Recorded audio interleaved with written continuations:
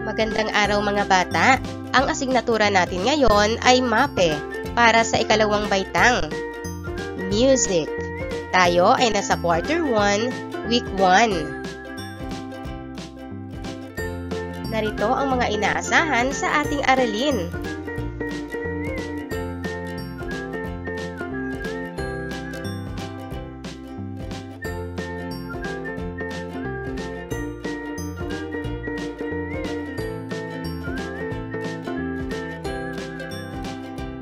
Mga topiko sa ating aralin.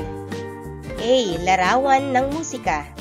B. Pumalakpak, pumadyak, tumapik at tumugtog tayo. C.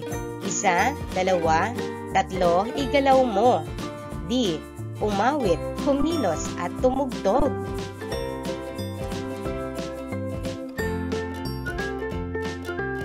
Isa sa mga pangunahing sangkap ng musika ay ang rhythm o ritmo. Ito ay tumutukoy sa galaw ng katawan bilang pagtugon sa tunog na naririnig. Ang tibok ng ating puso o pulso ay may kinalaman sa paraan ng pagsasagawa ng mga kilos na makapagpapakita ng daloy ng rhythm.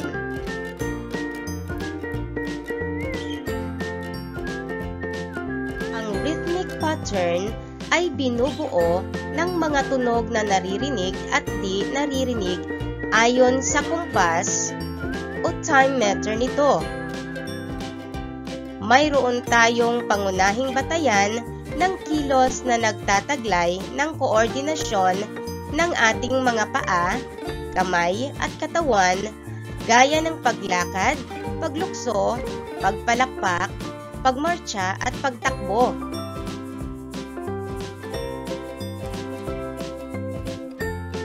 Maaari ding iugnay ang mga biswal na imahe o larawan ng tunog at katahimikan ng isang awit gamit ang mga nota tulad ng quarter note, 8 notes, at quarter rest sa pamamagitan ng paglikha ng rhythmic pattern.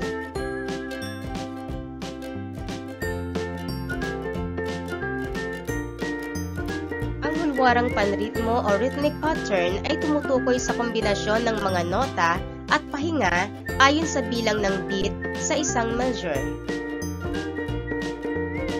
Narito ang halimbawa ng rhythmic pattern o hulwarang panritmo.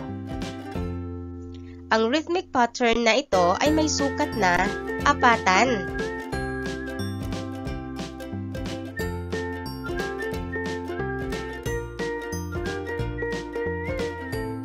Rhythmic pattern o hulwarang panritmo ay maaaring nasa sukat na dalawahan, tatluhan, at apatan.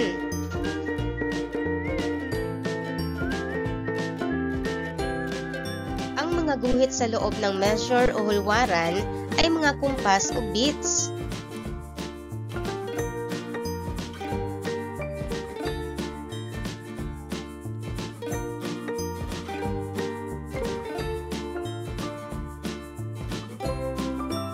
Mahabang linya naman ay kumakatawan sa bar lines.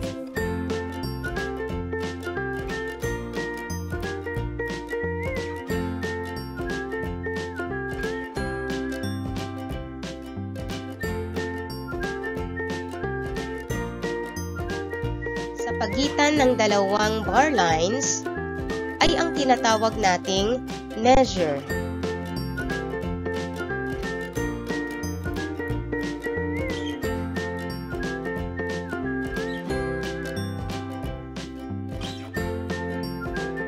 Ngayon ay kilalanin natin ang ilan sa mga simbolong pangmusika. Ang notang ito ay tinatawag na quarter note. Ito ay tumatanggap ng isang kumpas. Ang tawag naman sa notang ito ay 8 note. Tumatanggap naman ito ng kalahating kumpas.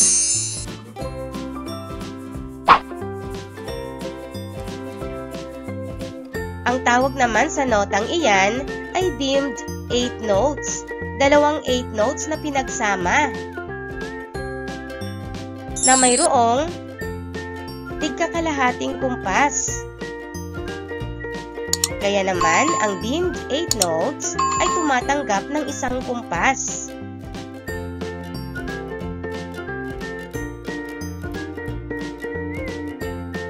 Ang stick notation ay ang patayong guhit na ginagamit upang ipakita ang naririnig o nakikitang rhythmic pattern. Tingnan ang mga stick notations. Ito ay kumakatawan sa pulso ng tunog na naririnig.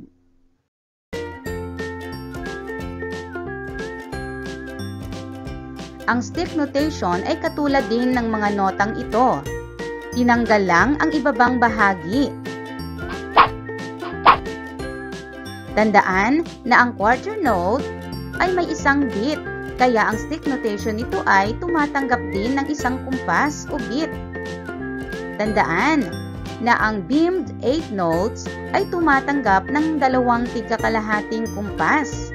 Pag pinagsama, ang tigda 2 kalahating kumpas, ito ay may katumbas na isang kumpas o beat.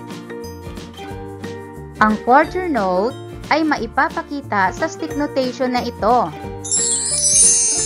Ang stick notation na ito ay tumatanggap ng isang kumpas. Ito ay nagpapakita ng mahabang tunog. Ang katumbas na rhythmic syllable nito ay ta. Ta. Bigkasin mo ulit. Magaling. Mga bata, gawin natin ang echo clapping. Ipapalakpak ko at uulitin mo.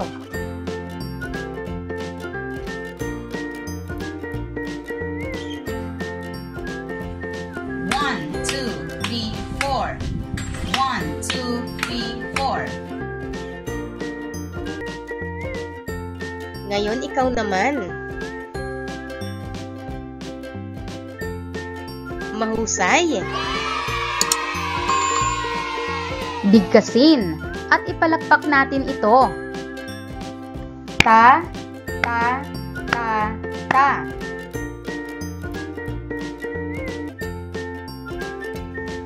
Ngayon, ikaw naman. Magaling. Tingnan ang dimmed 8 notes. Ito naman ang katumbas na stick notation nito. Ang stick notation na ito ay tumatanggap ng 2 tigkalahating kumpas na may kabuuang isang kumpas o isang beat. Ito ay nagpapakita ng maikling tunog. Ang katumbas na rhythmic syllable nito ay titi. Titi.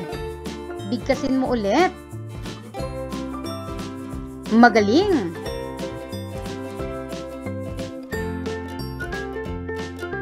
Tingnan kung paano ito ipalakpak. Titi. Ulitin natin. Titi.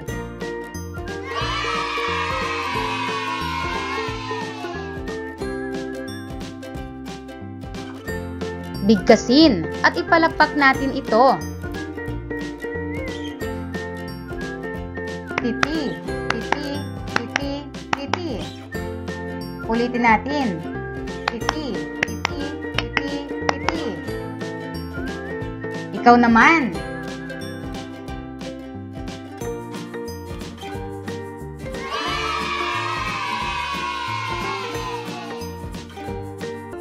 Bigkasin at ipalakpak natin ito.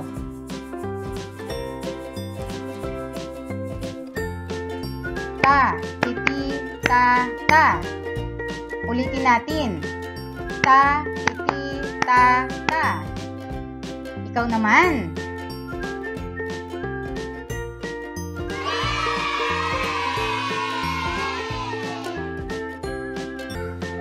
Bigkasin at ipalakpak natin ito. Titi, titi, ta, ta. Ulitin natin.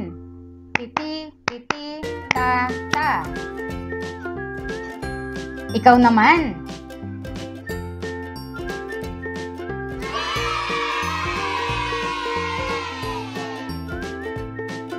Ang tunog na naririnig ay maaaring binubuo ng mahaba at maikling tunog.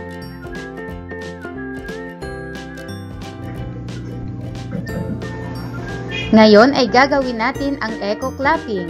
Ang hulwarang kulay puti ay aking bibigkasin at ipapalakpak. At ang hulwarang dilaw naman ang iyong bibigkasin at ipapalakpak. Bigkasin natin ang rhythmic syllables at sabayan ito ng palakpak.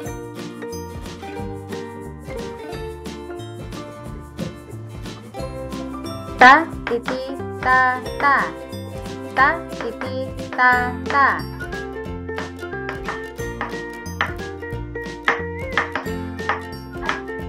Titi, titi, ta, ta. Titi, titi, ta, ta.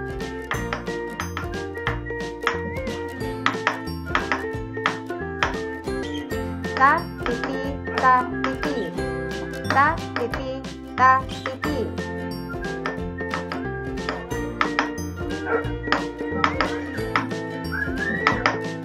Ta, titi, ta, ta. Ta, titi, ta, ta.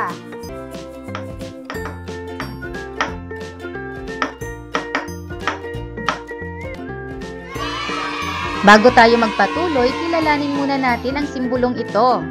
Ang simbolong ito ay tinatawag na quarter rest o pahinga. Ito ay tumatanggap ng isang kumpas ngunit di naririnig. Ito ay pulsong hindi naririnig, subalit nadarama at tumatanggap ng kaukulang bilang ng kumpas. Tumitigil tayo sa pag-awit o pagtugtog kapag nakita natin ang sagisag na ito hanggang matapos.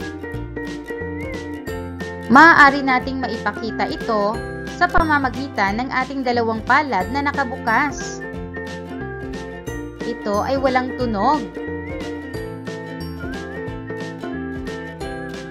Ang simbolo namang ito ay tinatawag na repeat mark upang maipakita ang pag-uulit ng musika o tunog.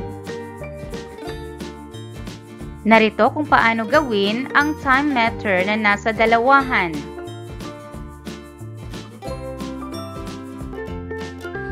1, 2. Ngayon, ikaw naman. Magaling. Time meter na may sukat na tatluhan.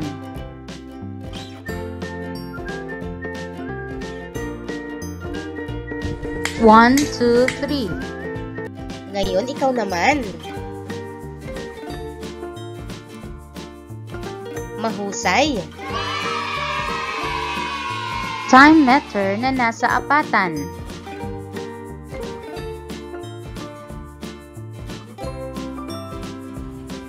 One, two, three, four. Ngayon, ikaw naman.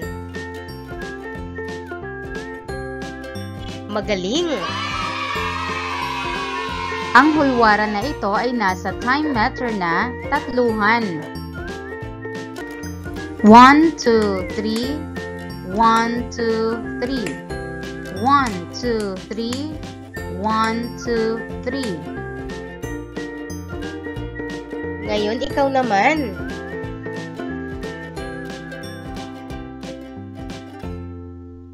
Magaling. Ang hulwaran na ito ay nasa time meter na apatan. 1, 2, 3, 4. 1, 2, 3, 4. 1, 2, 3, 4. 1, 2, 3, 4. 1, 2, 3, 4. Ngayon, ikaw naman.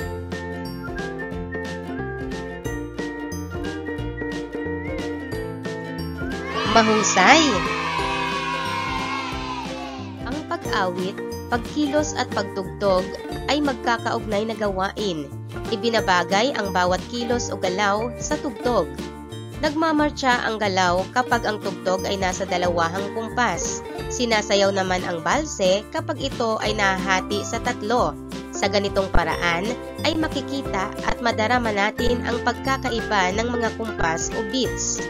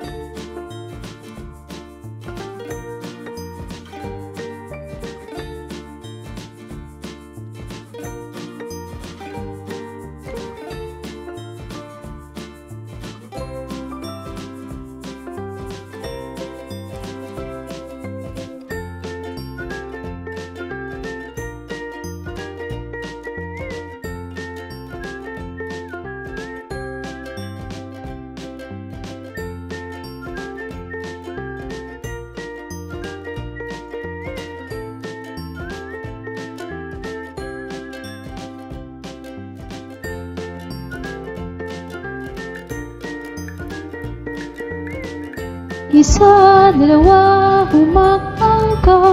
Kaming mga bata ay nagmamarcha. Isa, dalawa, lumakad na. Parang sundalo sumasaludo.